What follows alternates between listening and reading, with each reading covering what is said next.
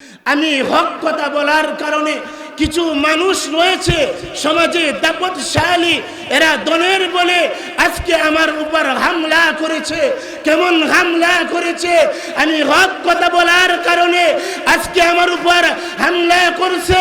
আমার মাদ্রাসায় এসে আমার গাড়ি একেবারে ভেঙে চূর্ণ বিচূর্ণ করে আমার মাদ্রাসাকে একেবারে ক্ষত বিক্ষত করে আমার মাদ্রাসায় আঘাত করে আমার ঘরের টিনগুলো একেবারে ছন্ন বিচ্ছিন্ন করে দিয়েছে। ওই সমস্ত জালেমদেরকে বলতে চাই, এ জালেমের বাচ্চারা, এ দাপটশালী ব্যক্তিরা, তোদেরকে বলতে চাই, রক্ত যখন দিয়েছি রক্ত আরো দিব, রক্ত যখন দিয়েছি রক্ত আরো দিব। যতক্ষণ পর্যন্ত আপনি আমাদের শরীরে এক ফোঁটা তরু তাজা রক্ত থাকবে, এতক্ষণ পর্যন্ত আপনার সামনে আমার সামনে ইসলামের বিরুদ্ধে কোন কুলাঙ্গার কথা বলতে পারবে না, পারতে দেওয়া হবে না ইনশাআল্লাহ সুম্মা ইনশাআল্লাহ। আমরা সকলেই প্রস্তুত থাকবো ইনশাআল্লাহ। ওই সমস্ত জালিমদের বিচার আমরা সরকারের কাছে দাবি করি। আপনি আশা করি ওই সমস্ত জালিমের বিচার চান কিনা সকলেই দয়া দেখান।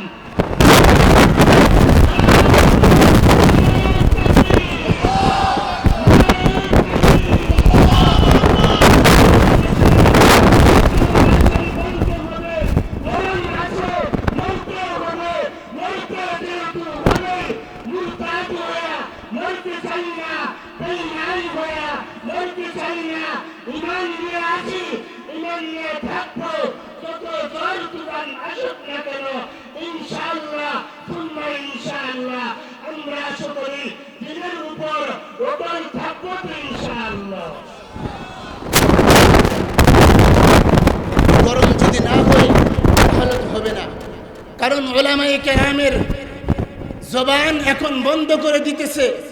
যেই সমস্ত উলামায়ে কেরাম আমাদের মাথার মুকুট ছিলেন, আমাদের মাথার তাজ ছিলেন, আজকে তাদেরকে কত জুলুম আর নির্যাতন করা হচ্ছে। এজন্য আপনাদেরকে আমি আমার উদারত আহ্বান দিয়ে বলতে চাই, এখন শুধু আমাদের বাকি আছে আমাদের এই জবানটাকে বন্ধ করা।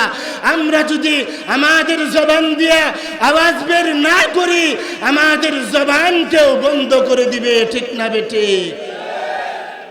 বলেন মিশকাত শরীফ কিতাবুল ফিতর, وَنِسَاءٌ كَاسِيَاتٌ كَاسِيَاتٌ عَارِيَاتٌ عَارِيَاتٌ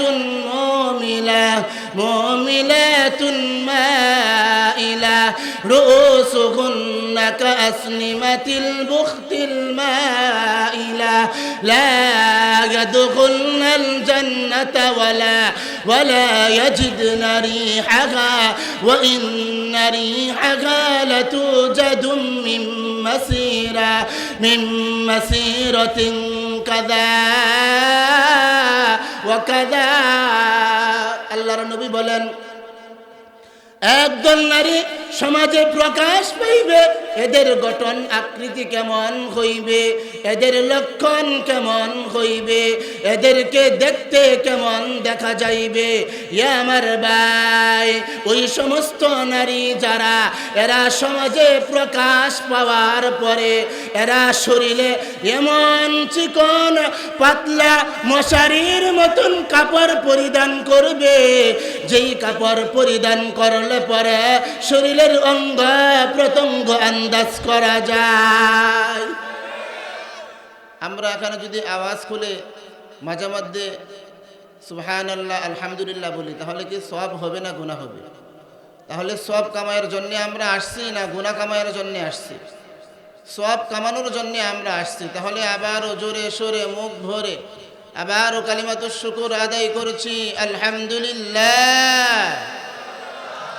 সম্মানিত উপস্থিতি, আমি আমার আলোচনা শুরু করার আগে অনেক বড় বড় উলামায়ে কেরাম উপস্থিত আছেন, সকলের কাছে দোয়া চাচ্ছি। বিশেষ করে এই মাহফিলের আয়োজন যে সমস্ত উলামায়ে কেরাম করেছেন তাদের কাছে দোয়া চাই। তাছাড়া আমাকে যে আল্লাহর বান্দা, আপনাদের এলাকার সুপরিচিত ব্যক্তি আপনাদের মোহাব্বতের মানুষ যিনি আমাকে দাওয়াত দিয়েছেন হাফেজ হযরত মাওলানা আব্দুল্লাহ সাহেব, ওনার কাছে এবং আপনাদের কাছে দোয়া চেয়ে আমি আমার আলোচনা শুরু করতে চাই। আমি আপনাদের সামনে আমাদের সকলের সুপরিচিত একটি সূরা তিলাওয়াত করেছি। নবী করিম সাল্লাল্লাহু আলাইহি ওয়াসাল্লাম ওনার অসংখ্য অগণিত হাদিসসমূহ থেকে একটি হাদিসও পাঠ করেছি। আল্লাহ তাআলা আমাকে সেই আয়াত এবং হাদিসের আলোকে আলোচনা করা এবং আপনাদেরকে আলোচনা বুঝার আল্লাহ তৌফিক দান করুন, সকলে বলুন আমিন। সম্মানিত উপস্থিতি, বাহিরে কোনো মুকাদ্দমা আর ভূমিকা না রেখে আমরা আসুন সরাসরি আমাদের তিলাওয়াতকৃত আয়াতের ভিতরে যাব। আয়াত থেকে আলোচনা করার পূর্বে সর্বপ্রথম আপনি আমাদেরকে কয়েকটা কথা স্মরণ রাখতে হবে, কয়েকটা কথা বুঝতে হবে। এই সূরার শুরুতে আল্লাহ একটা শব্দ দিয়ে শুরু করেছেন। এই শব্দটার মধ্যে আমরা তিনটা প্রশ্ন করব। কয়টা প্রশ্ন করব? তিনটি প্রশ্ন করব। এই তিনটি প্রশ্নের জবাব আগে বুঝব, এরপরে আমরা এই সূরা থেকে আলোচনা শুরু করব। তবে প্রথম তিনটি আয়াতের তাফসীর, প্রথম তিনটি আয়াতের প্রশ্ন আর উত্তর আমরা প্রথম তিনটি আয়াতের তরজমা করার আগে আসুন প্রথম তিনটি আয়াতের তরজমা বুঝি। এক, আল কারিআ, বিকট একটা আওয়াজ। মাল কারিআ, বিকট আওয়াজ কি? ওয়ামা আদরাকা মাল কারিআ, হে নবী আপনি জানেননি এই বিকট আওয়াজটা কি? এক নাম্বার প্রশ্ন, এই বিকট আওয়াজটা কখন বাজবে? দুই নাম্বার প্রশ্ন, এই বিকট আওয়াজটা দিবেন কে? তিন নাম্বার প্রশ্ন, এই বিকট আওয়াজটা বাজার পরে কি ঘটনা ঘটিবে? প্রশ্ন বুঝে আসছে? প্রশ্ন কয়টা? তিনটা। মনে রাখতে পারবেন তো ইনশাআল্লাহ? এই তিনটি প্রশ্ন আলোচনা করার মতন সময় সুযোগ দিবেন তো ইনশাআল্লাহ? প্রথম প্রশ্ন কি? বিকট আওয়াজটা কখন বাজবে? দুই নাম্বার প্রশ্ন, বিকট আওয়াজটা দিবেন কে? তিন নাম্বার প্রশ্ন, বিকট আওয়াজটা বাজার পরে কি ঘটনা? প্রথম প্রশ্নের জবাব আমরা হাদিস দিয়ে দিব। এর আগে নবীজির একজন সাহাবী হযরত আব্দুল্লাহ ইবনে মাসউদ রাদিয়াল্লাহু তাআলা আনহু তিনার কওল দিয়ে দিব। নবীর সাহাবী হযরত আব্দুল্লাহ ইবনে মাসউদ রাদিয়াল্লাহু তাআলা আনহু একদিন তিনি তার ছাত্রদেরকে জমা করে এভাবে একত্রিত করে একটি কথা বলেছিলেন। কি কথা? কাইফা আনতুম ইযা লাজ্জাতুকুম ফিতনা, ওয়া আমার ছাত্ররা তোমাদেরকে যখন চতুর্দিক থেকে ফিতনায় ঘেরাও করবে তখন তোমরা কিভাবে বাঁচবে? ছাত্ররা বলল, হুজুর ফিতনা কিভাবে আগমন করে আমাদেরকে একটু লক্ষণ বলুন, আমাদেরকে একটু আলামত বলুন। হুজুর বললেন, ইযা দাকাবাত উলামাউকুম কাতুরাত দুখালাউকুম, যখন দেখবে আলেম উলামারা চলে গিয়েছে আর সমাজে মূর্খ লোকের সংখ্যায় ভরপুর হয়ে গিয়েছে, মনে করিয়া নিয়েন এটাই হলো এক নাম্বারের ফিতনা। এই ফিতনাটা যখন সমাজে প্রকাশ পেয়ে যাবে মনে করিয়া নিয়েন আল কারিআ, এই বিকট আওয়াজটা বাজার সময় এসে গিয়েছে। ঠিক না বেঠিক? কথা বুঝেন? বুঝা যা? মাঝে মধ্যে ঠিক বেঠিক জোরে সোরে বলতে হবে, পারবেন তো ইনশাআল্লাহ? দুই, কাতুরাত কুররাউকুম কাল্লাত ফুকাহাউকুম, যখন দেখবেন কুরআন বুঝনেওয়ালা আর কুরআন পড়নেওয়ালা, কুরআনের তাফসীর করনেওয়ালার সংখ্যা কমে গিয়েছে আর সমাজে মূর্খ লোকের সংখ্যায় ভরপুর হয়ে গিয়েছে, মনে করিয়া নিয়েন এটাই হলো দুই নাম্বারের ফিতনা। এই ফিতনাটা যখন সমাজে প্রকাশ পেয়ে যাবে, মনে করিয়ে নিয়েন আল কারিআ, এই বিকট আওয়াজটা বাজার সময় এসে গিয়েছে। 2 3 কাতুরাত উমারাউকুম কাল্লাত উমানাউকুম, যখন দেখবেন নেতা নেত্রীর সংখ্যা বেড়ে গিয়েছে আর আমানত কমে গিয়েছে, ঠিক না বেঠে? আরো জোরে আওয়াজ দিয়ে বলতে হবে যুবক ভাইরা, ঠিক না বেঠে?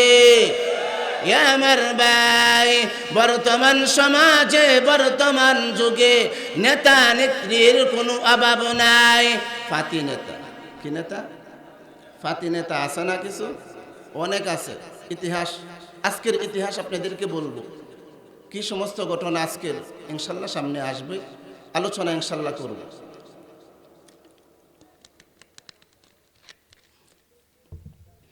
তাহলে যখন দেখবেন নেতা নেত্রীর সংখ্যা বেড়ে গিয়েছে আর আমানত কমে গিয়েছে, আমার ভাই, বর্তমান সমাজে নেতার কোনো অভাব নাই, নেত্রীর কোনো অভাব নাই, আর আমানতের কোনো খবর নাই।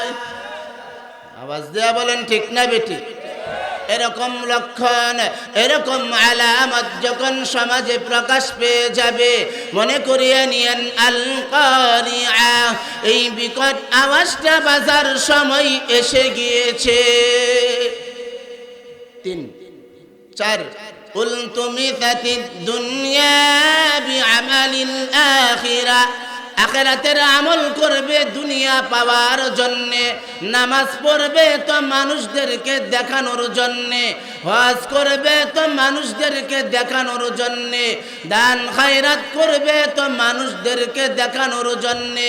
দেখবেন আপনি আমাদের সমাজে কিছু সংখ্যক মানুষ আছে, এরা মাদ্রাসা মসজিদে দান খায়রাত করার পরে যদি তার নামটা মাইকের মধ্যে এলান না দেওয়া হয়, যদি মাইকের মধ্যে ঘোষণা না দেওয়া হয়, পরের দিন আসিয়া বলে, হুজুর আমি তো আপনার মাদ্রাসায় এত টাকা দান করলাম, আমি তো এই সবার মধ্যে এত টাকা দান করলাম, আপনি তো আমার নামটা মাইকের মধ্যে বলেন নাই।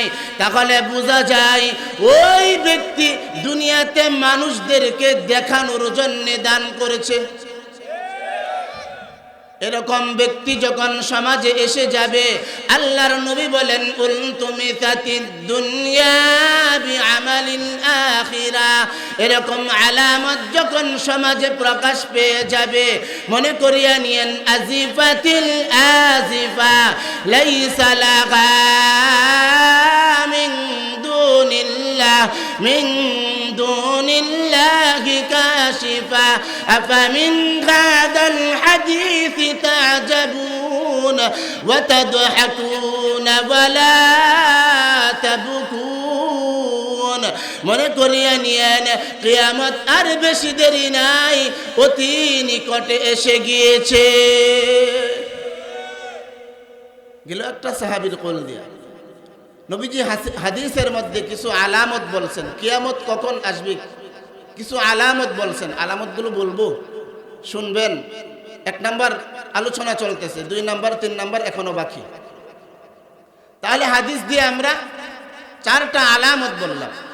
মিশকাত শরীফ কিতাবুল ফিতান আবু হুরায়রা থেকে বর্ণিত, আল্লাহর নবী বলেন, وعن أبي هريرة رضي الله تعالى عنه قال قال رسول الله صلى الله عليه وسلم إذا اتخذ الخيب دولا والأمانة مخرما والزكاة مخرما وتعلم بغير الدين।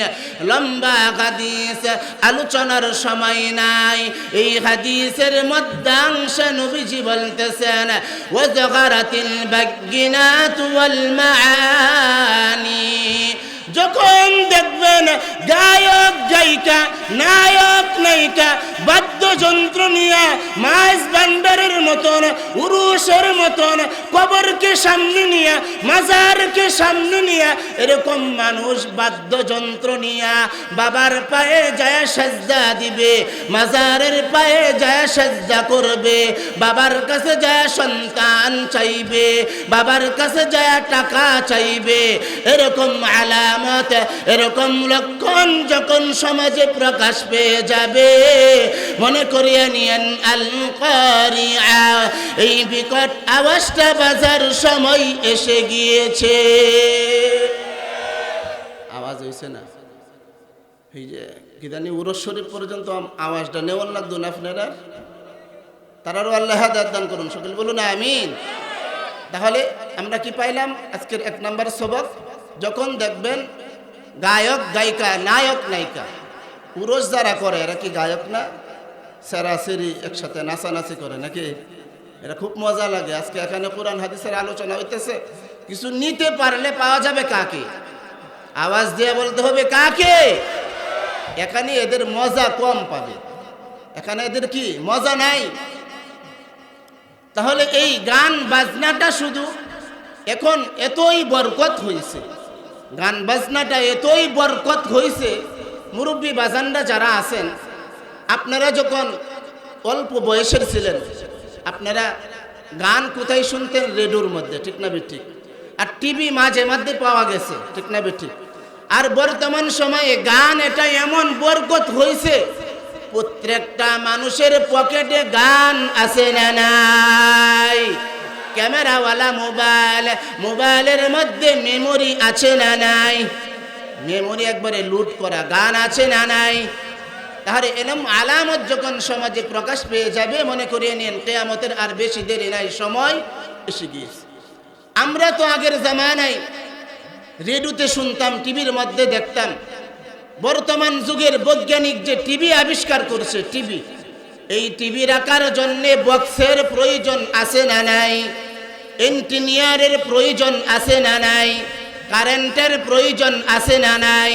আর ওই সময়ের বৈজ্ঞানিক এত উর্দে যাইবে, টিভি রাখার জন্য বক্সের প্রয়োজন হবে না, ইঞ্জিনিয়ারের প্রয়োজন হবে না, কারেন্টের প্রয়োজন হবে না, লাইনের প্রয়োজন হবে না।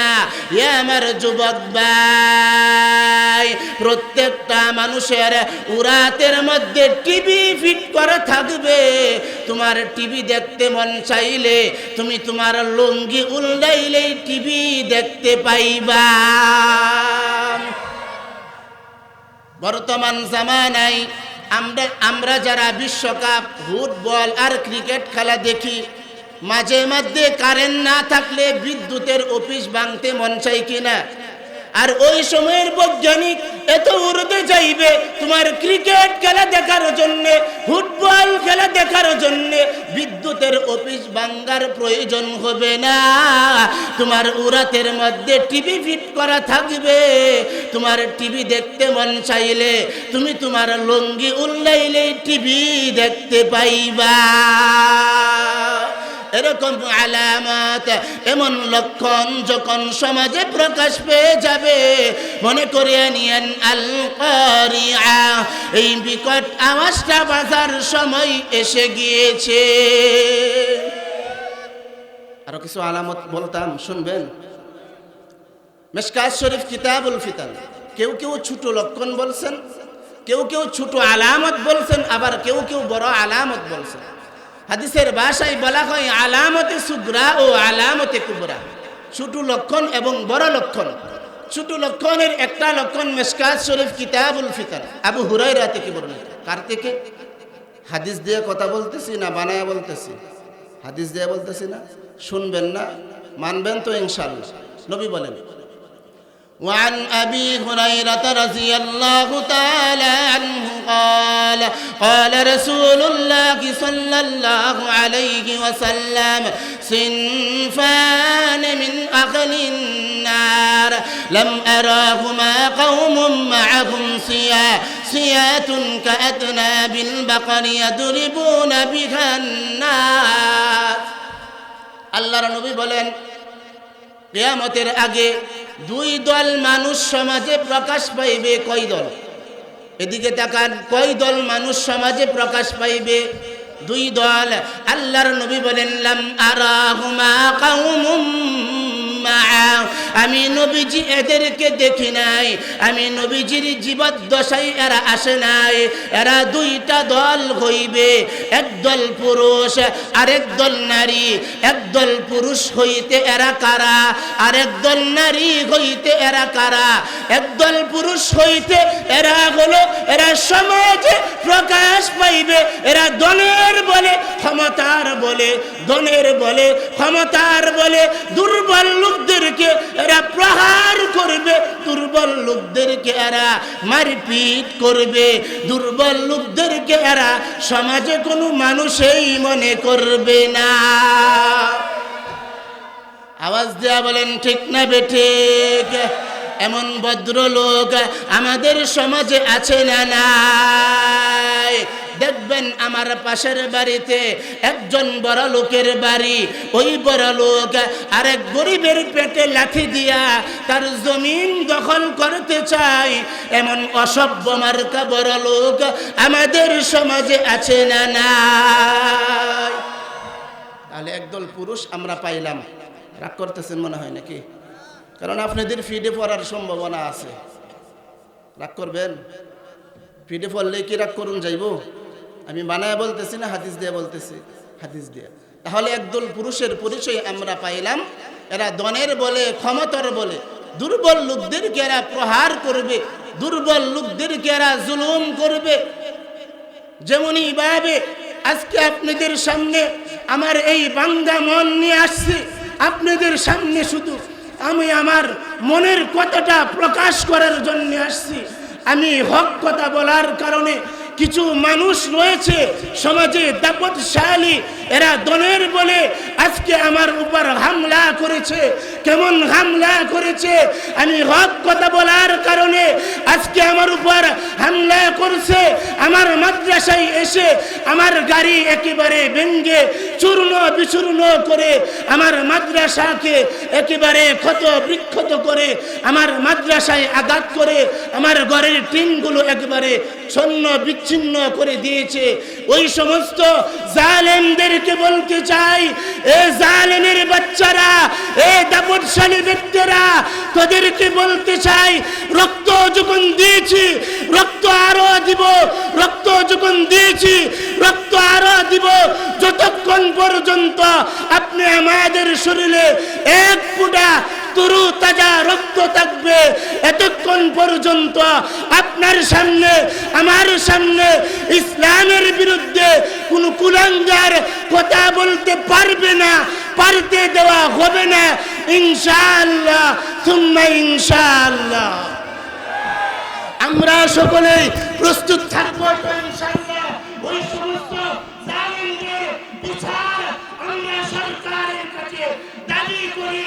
আপনি আশা করি ওই সমস্ত জালিমের বিচার চান কিনা সকলেই দয়া দেখান।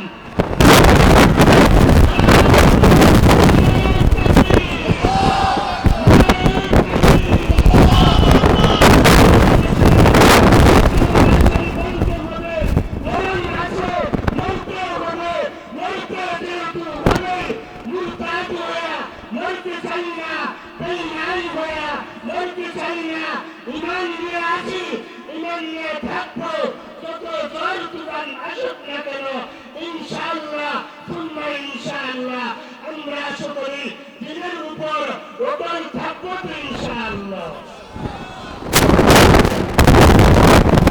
গরম যদি না হয় তাহলে তো হবে না, কারণ উলামায়ে কেরামের জবান এখন বন্ধ করে দিতেছে। যেই সমস্ত উলামায়ে কেরাম আমাদের মাথার মুকুট ছিলেন, আমাদের মাথার তাজ ছিলেন, আজকে তাদেরকে কত জুলুম আর নির্যাতন করা হচ্ছে।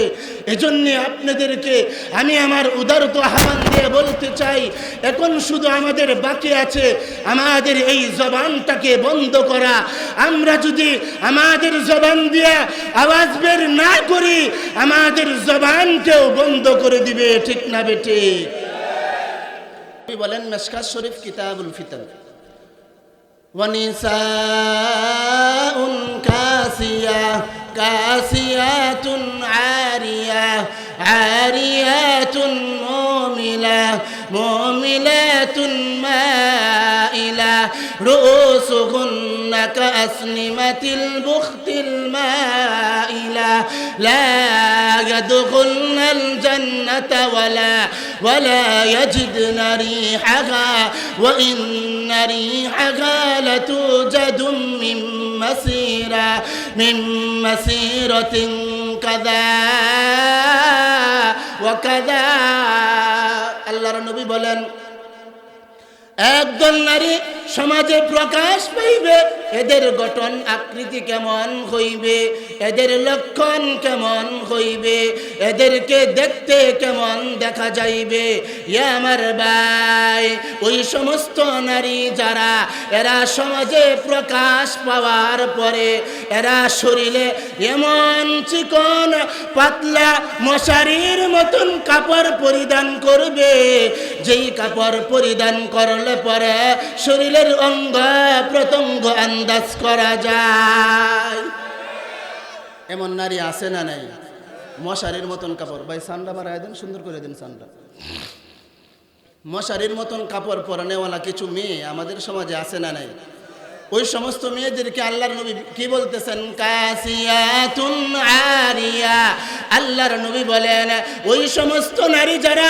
চিকন পাতলা মশারির মতন কাপড় পরিধান করে আল্লাহর নবী বলেন এরা কাপড় পরা আর না পরা সমান না হনা আওয়াজ দিতেন না কারণ আপনার ঘরের সমস্যা আওয়াজ দিবেন না আওয়াজ দেন ঠিক না বেঠিক নবী বলছেন কাসিয়াতুন আরিয়া উলামায়ে কেরাম বড় বড় উলামায়ে কেরাম তাদের জুতা সোজা করার মতনও আমার যোগ্যতা নাই এখানে উপস্থিত রয়েছেন ভুল বললে ইনশাআল্লাহ কানে চিমটি দিয়ে নামায় দেবেন কাসিয়াতুন আরিয়া আল্লাহর নবী বলছেন এরা কাপড় পরার পরেও নবী ওই সমস্ত মেয়েদেরকে কি বলছেন আপনাদের জবান দেয়া বলেন কি বলছেন উলঙ্গ বলছেন এখন আমি বলি নবী বলছেন কাপড় পরার পরে উলঙ্গ আমি বলি এমন কাপড় পরিধান করার চাইতে উলঙ্গ থাকা বালা এই আওয়াজ দিয়ে বলেন ঠিক না বেঠিক আপনাদের এই সামারুল্লাহ বাজার না সামারুল্লাহ বাজার দিয়ে যদি একটা সুন্দর সুরুষি একটা রূপসী মেয়ে যদি চিকন পাতলা মশারির মতন কাপড় পরিধান করে যদি যায় যুবক ভাই যদি আছে সব দিয়ে আগ করে থাকবে ঠিক না বেঠিক আর মুরব্বী চাচা যিনি শাস্ত্রলে বই চা খাইতেছে তার নজরটা একবার হলেও যাবে ঠিক না বেঠিক আর যদি আপনাদের এই সামারুল্লাহ বাজার দিয়া একটা সুন্দর সুরুষি রূপসী একটা মেয়ে যদি একবারে উলঙ্গ যায় যে কোনো মানুষ দেখো যদি তার মস্তিষ্ক ভালো থাকে একবার দেখার পরে আস্তাগফিরুল্লাহ বলবে কিনা তাহলে এখন বলেন তুমি যদি এমন চিকন পাতলা কাপড় পরে রাস্তাঘাট দিয়ে যদি বাহির হও হাজার হাজার যুবকের চরিত্র নষ্ট হইতেছে ঠিক না বেঠিক হাজার হাজার যুবক চোখের জিনা করতেছে মনে মনে জিনা করতেছে কল্পনা জল্পনার জিনা করতেছে এজন্য আমার ওই সমস্ত মাদেরকে বলতে চাই ওই সমস্ত বোনদেরকে বলতে চাই এ আমার মা এ আমার বোন এই সমস্ত কাপড় পরিধান করিও না আর এই সমস্ত কাপড় যেই সমস্ত নারী যেই সমস্ত মহিলা পরিধান করবে নিজের স্বামীর সামনে সুন্দর করে সাজার দরকার ছিল স্বামীর সামনে নিজের চেহারাকে সুন্দর করে প্রকাশ না করিয়া রাস্তাঘাটে নিজের চেহারার সৌন্দর্য প্রকাশ করিয়া যেই সমস্ত নারী রাস্তা দিয়া চলাফেরা করে নবী এদেরকে বলতেছেন মুমিনাতুন মাইলা ওই সমস্ত নারী এরা দায়ুসনি ওই সমস্ত দায়ুসনি মহিলাদেরকে আল্লাহর নবী বলতেছেন এরা রাস্তাঘাটে এত সুন্দর করে সাজ পোশাক পরিধা কেন বাহির হইতেছে এটার একটা বাংলা সহজ তরজমা হলো নিজে প্রেম করত আরেক বেটারে প্রেম করার সুযোগ করে দিত এরকম নারী, এরকম মহিলা যখন সমাজে প্রকাশ পেয়ে যাবে, ওই সমস্ত নারীদের ব্যাপারে আল্লাহর নবী বলেন, লা ইয়াদখুলনাল জান্নাতা ওয়ালা ইয়াজিদনা রিহাহা ওয়া ইন্না রিহাহা লাতুজাদু মিন মাসিরাতিন কাযা ওয়া কাযা। ওই সমস্ত নারী এরা জান্নাতে যাবে দূরের কথা, এরা জান্নাতের সুঘ্রাণ পর্যন্ত পাইবে না। পিছনের যুবকরা কিন্তু কইছে না, এই যুবকরা আওয়াজ দিয়ে বলো ঠিক না বে ঠিক? আরো জোরে, যার মুখে যতটুকুন আওয়াজ আছে কমসে কম সামারুল্লাহ বাজার থেকে শোনা যাওয়ার দরকার আছে না নাই? কাছে না দূরে? জোরে সোরে আওয়াজ দিয়ে বলেন ঠিক না বে ঠিক? তাহলে মিশকাত শরীফ দিয়া দুইটা হাদিসের বর্ণনা করলাম, কয়েকটা লক্ষণ বললাম। আরেকটা লক্ষণ বলে আমরা 3 নাম্বার প্রশ্নের জবাবে যাব। কেউ কেউ বড় লক্ষণ বলছেন, আবার কেউ কেউ ছোট লক্ষণ বলছেন, আবার কেউ কেউ ছোট লক্ষণের ভূমিকা বলছেন। কি বলছেন? ছোট লক্ষণের ভূমিকা। সেটা কি? পৃথিবীর বুকে 3টা যুদ্ধ হবে। আওয়াজ দিয়ে বলতে হবে, কয়টা যুদ্ধ হবে? 3টা যুদ্ধ হবে। 2টা যুদ্ধ হয়ে গিয়েছে, একটা যুদ্ধ বাকি আছে। এই যুদ্ধটাকেই বলা হয় বিশ্বের বুকে বিশ্বের 3য় যুদ্ধ। আমার ভাই, এই যুদ্ধটা যখন হয়ে যাবে আল্লাহর কিয়ামত সংগঠিত হয়ে যাবে। এই যুদ্ধটা কখন হবে, কে কার সঙ্গে করবে, নবীজি একটা হাদিসের মধ্যে আলোচনা করেছেন। আল্লাহর নবী বলেন, ইযা কানা আখিরুজ জামান জাআ বানু কান্তুরা হুমরাল উজুহি সিকারাল আয়ুনি কাআন্না উজুহাহুম আল মুজান্নুল মুতরাকাতু। নবী বলেন, যখন আখিরি জামানা হবে, একদল বনু কান্তারার লোক সমাজে প্রকাশ পাইবে, একদল যুবক লোক সমাজে প্রকাশ পাইবে। এদের গঠন আকৃতি কেমন হইবে, এদের লক্ষণ কেমন হইবে, এদেরকে দেখতে কেমন দেখা যাইবে? ইয়া আমার ভাই, এদেরকে দেখতে দেখা যাইবে খাটো, এরা আবার পাথারে বড়। এদেরকে দেখতে দেখা যাইবে খাটো, এরা আবার পাথারে বড়। এদের চক্ষু হলো ছোট ছোট, নাক হলো সেপ্টা সেপ্টা, গাল হলো তলোয়ারের মাথার মতো ডেউ ডেউ ডেউ। হেমুরাল উজুহি, এদের চেহারার রং হলো লাল বর্ণের। অচিরেই পৃথিবীর শাসন ক্ষমতা তাদের কাছে যাইতেছে। ও আমেরিকা, ও যুক্তরাষ্ট্র, তোমাদের এই বাহাদুরি, তোমাদের এই পরাশক্তির বেশি দেরি নাই। তোমাদের কাছ থেকে স্থানান্তরিত হইয়া আমার ভাই অচিরেই চীনের কাছে যাইতেছে। আমার ভাই, চীনেরাও তাদের কাছে এই পরাশক্তিটা রাখতে পারবে না।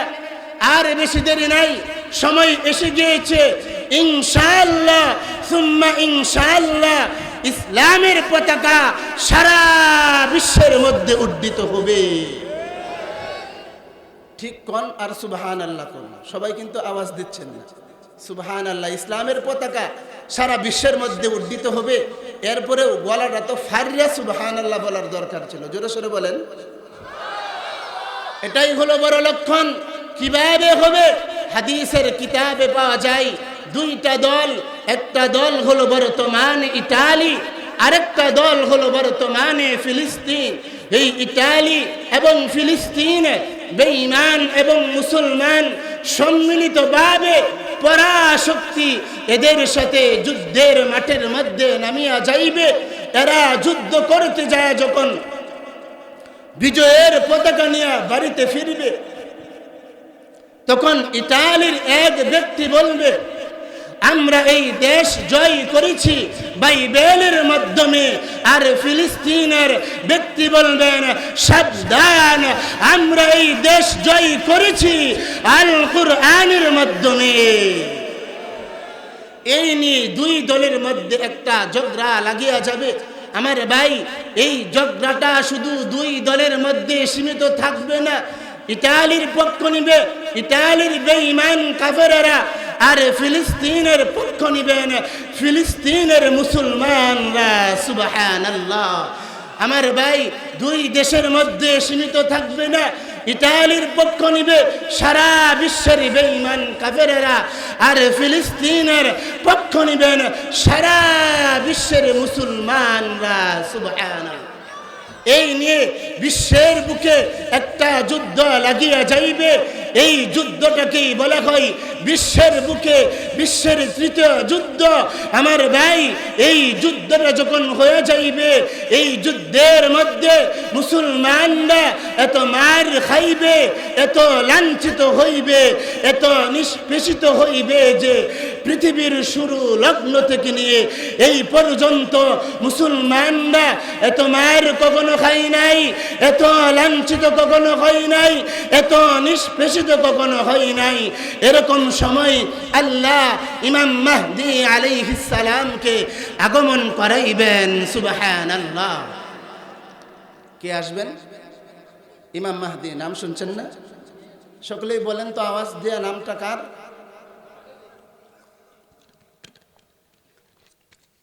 ইমাম মাহদী আলাইহিস সালাম আসবেন কিভাবে, কোথায় আগমন করবেন, কোথায় জন্মগ্রহণ করবেন? আমার ভাই, সবিস্তারে আলোচনার সময় নেই। আমি শুধু ইমাম মাহদী আলাইহিস সালাম আসিয়া তিনি শুধুমাত্র 3 দিন ক্লাস করবেন। কয়দিন? এই যে ক্লাস হইতেছেন, একটা শিখতেছেন না, কিছু কিছু হইলেও তো পাওয়া যাইতেছে নাকি? 3 দিন ক্লাস করিবেন। কয়দিন? 3 দিন। ইমাম মাহদী প্রথম দিন তিনি মুজাহিদ বাহিনী গঠন করিবেন। মুজাহিদ বাহিনী গঠন করিয়া সারা বিশ্বের বেঈমান কাফেরদের মোকাবেলায় পাঠা দিবেন। এই দিন মুসলমান সৈন্যবাহিনীরা বেঈমান কাফেরদের সাথে মোকাবেলা করবে। নবীজির আরো একটা হাদিসের মধ্যে পাওয়া যায়, সারা বিশ্বের বেঈমান কাফেরদের হাতে ওই সময় এই পরিমাণ শক্তি থাকবে, শুধু বাংলাদেশ, পাকিস্তান, ভারত নয় রে, লন্ডন, আমেরিকা নয়, ইতালি, ফিলিস্তিন নয়। আল্লাহর নবী বলেন, হাত্তাল খাইবারা, হাত্তাল খাইবারা। মক্কা নগরীতে একটা জায়গার নাম হলো খাইবার। এই খাইবারটা পর্যন্ত তাদের অধীনে নিয়ে যাইবে। এরকম সময় আল্লাহ ইমাম মাহদী আলাইহিস সালামকে আগমন করাইবেন। ইমাম মাহদী প্রথম দিন তিনি মুজাহিদ বাহিনী বেঈমান কাফেরদের মোকাবেলায় পাঠা দিবেন। এই দিন মুসলমান সৈন্যবাহিনীরা বেঈমান কাফেরদেরকে দেখে, বেঈমান কাফেরদের শক্তি দেখে, বেঈমান কাফেরদের অস্ত্র দেখে মুসলমান সৈন্যবাহিনীরা জিহাদের ময়দান থেকে পলায়ন করবে। আল্লাহর নবীজি বলেন, এই দিন যারা জিহাদের ময়দান থেকে পলায়ন করবে, আল্লাহ এদের দোয়া কখনোই কবুল করবে না। আসবে 2 নম্বর দিন। এই 2 নম্বর দিনে ইমাম মাহদী আলাইহিস সালাম কিছু সংখ্যক মুজাহিদ বাহিনী দিয়া একজনকে কমান্ডার বানাইয়া মাঠের মধ্যে দিবেন সারিয়া। তো সকাল থেকে নিয়ে সন্ধ্যা পর্যন্ত জিহাদ করবে, সকাল থেকে নিয়ে সন্ধ্যা পর্যন্ত জিহাদ করবে। এই দিন জিহাদ শেষে তালাশ করিয়া দেখা যাইবে মাঠের মধ্যে মুসলমানদের লাশ পড়ে রয়েছে, মুসলমানদের গলা কাটা, মুসলমানদের রক্তে মাঠটা লাল হয়ে গিয়েছে। মাত্র 2-1 জন মুজাহিদ বাহিনী জীবিত হইয়া তারা তাঁবুর মধ্যে যাইবেন ফিরিয়া। আসবে 3 নম্বর দিন। এই 3 নম্বর দিনে ইমাম মাহদী আলাইহিস সালাম যখন সারা বিশ্বের বেঈমান কাফেরদের মোকাবেলায় মুসলমানদেরকে যখন জিহাদের মাঠের মধ্যে পাঠা দিবেন। এই দিন মুসলমান সৈন্যবাহিনীরা এদের সাথে লড়াই করবেন, এদের সাথে জিহাদ করবেন। এই দিনেও জিহাদ শেষে তালাশ করিয়া দেখা যাইবে মাঠের মধ্যে মুসলমানদের লাশ পড়ে রইছে, মুসলমানদের গলা কাটা, মুসলমানদের রক্তে মাঠটা লাল হয়ে গিয়েছে। আল্লাহর নবীজি বলেন এই 2 নাম্বার আর 3 নাম্বার দিনে যেই সমস্ত মুজাহিদ বাহিনী শাহাদাত বরণ করিবে এদের মর্যাদা হইবে বদরি সাহাবীদের সমান। কাদের সমান?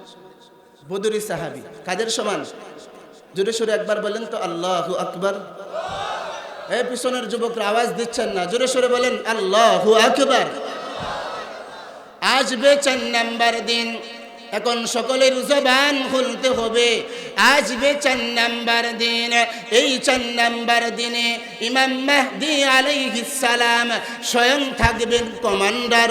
আল্লাহু আকবার।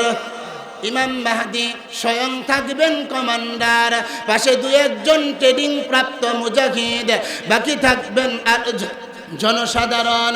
কেউ তাদেরকে অস্ত্র আগায়া দেওয়ার জন্য থাকবেন, কেউ তাদেরকে ঔষধ আগায়া দেওয়ার জন্য থাকবেন, কেউ তাদেরকে বিভিন্ন খেদমত করার জন্য থাকবেন।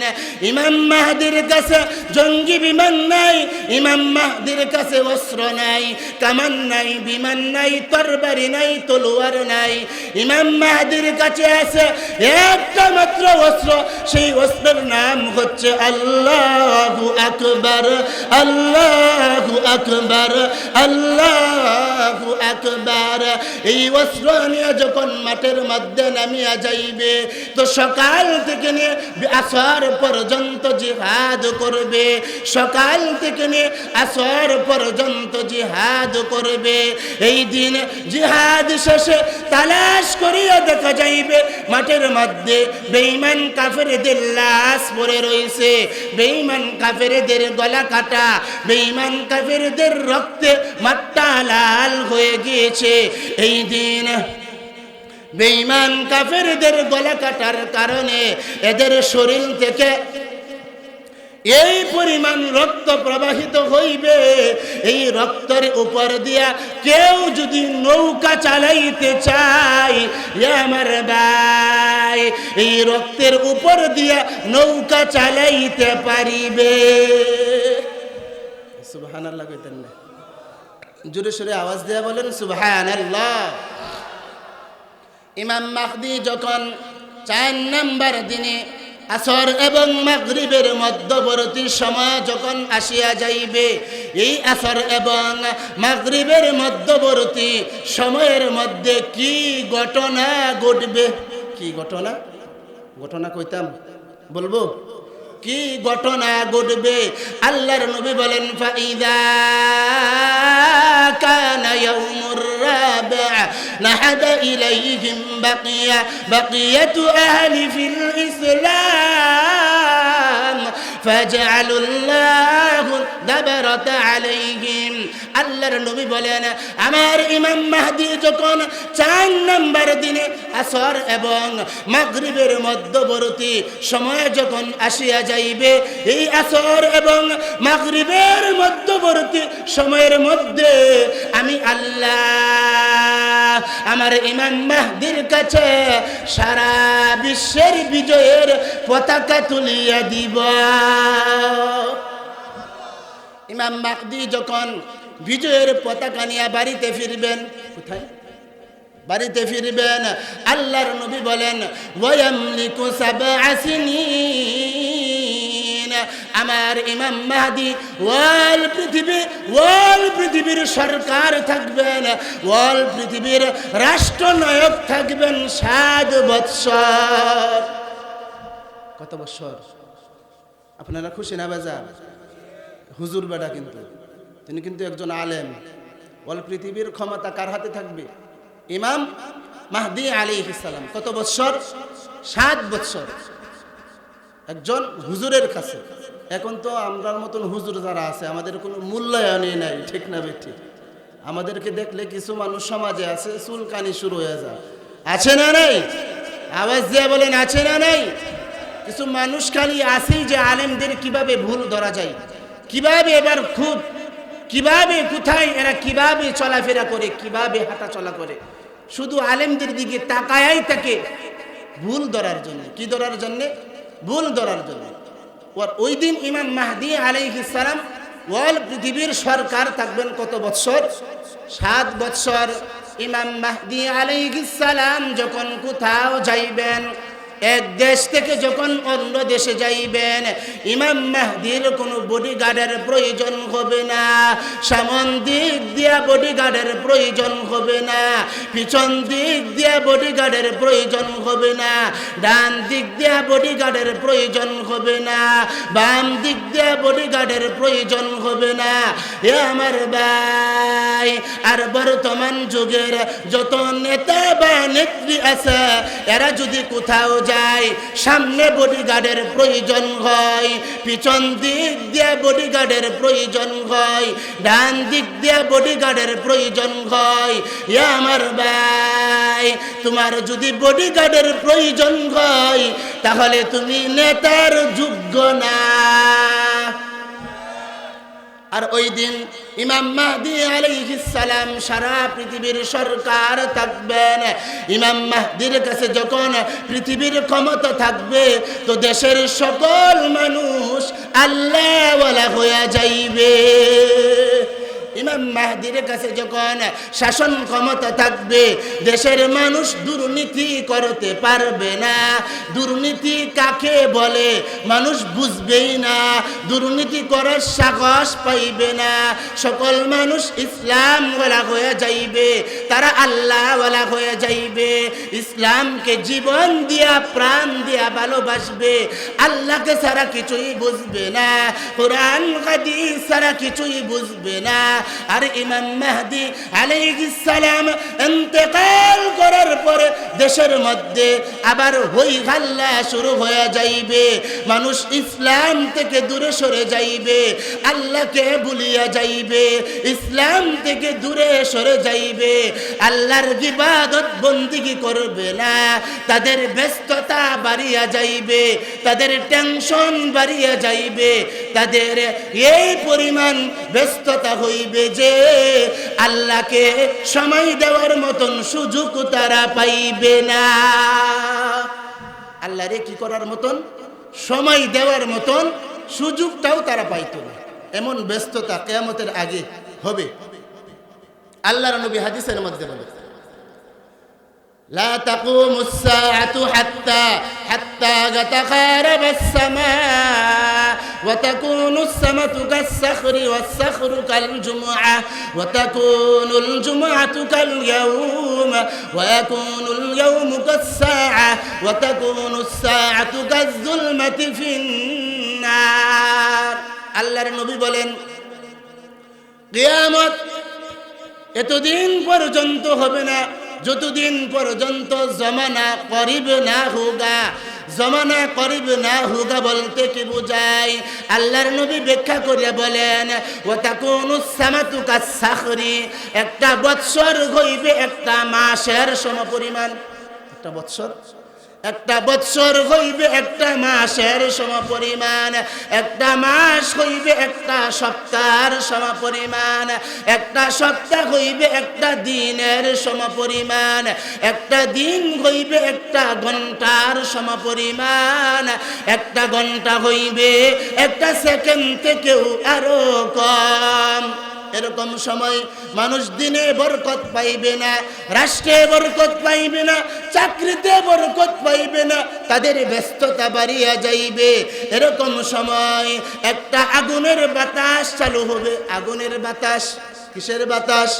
আগুনের বাতাস। আল্লাহর নবী বলেন, ইয়াসুকুল মাগরিব, আল্লাহর নবী বলেন একটা আগুনের বাতাস চালু হবে। এই আগুনের বাতাসটা চালু হওয়ার পরে পৃথিবীর সকল মানুষদেরকে দৌড়াইতে থাকবে, দৌড়াইয়া দৌড়াইয়া হাঁকাইয়া হাঁকাইয়া পৃথিবীর এক প্রান্তে নিয়ে জমা করিবে, এরকম সময় আরেকটা বাতাস চালু হবে। ওই বাতাসটা চালু হওয়ার পরে প্রত্যেকটা মুমিন মুসলমানের কপালের মধ্যে লাগবে, তো সকল মুমিন মুসলমান মারা যাইবে, শুধু বাকি থাকবে বেঈমান আর কাফের, বেঈমান আর কাফের। আল্লাহর নবী বলেন লা তাকুমুস সাআতু হাত্তা ইয়াকুলা লা ইলাহা ইল্লাল্লাহ। এতদিন পর্যন্ত পৃথিবীর বুকে কিয়ামত সংঘটিত হবে না যতদিন পর্যন্ত পৃথিবীর বুকে একজন আল্লাহ আল্লাহ বলে থাকবে। আর যেই দিন একজনও আল্লাহ আল্লাহ বলে থাকবে না, ওই দিন আল্লাহ ইসরাফিলকে আদেশ করিবেন, ও আমার ইসরাফিল, আমি আল্লাহ তোমাকে আদেশ করিলাম, তুমি তোমার সিংহার মধ্যে ফু মারিয়া দাও। আল কারিআতু মাল কারিআ ওয়া মা আদরাকা মাল কারিআ। বিকট একটা আওয়াজ, এই বিকট আওয়াজটা কখন বাজবে? উত্তরে বলা হইল লক্ষণগুলো যখন সমাজে প্রকাশ পাইবে। 2 নাম্বার প্রশ্ন ছিল কি, বিকট আওয়াজটা দিবেন কে? উত্তরে বলা হইল এই বিকট আওয়াজটা দিবেন হযরত ইসরাফিল আলাইহিস সালাম। তাহলে 2 নাম্বার প্রশ্ন আমাদের কি ছিল? বিকট আওয়াজটা দিবেন কে? তাহলে এক কথায় আমরা 2 নাম্বার প্রশ্নের উত্তর পাইলাম, বিকট আওয়াজটা দিবেন কে? ইসরাফিল আলাইহিস সালাম।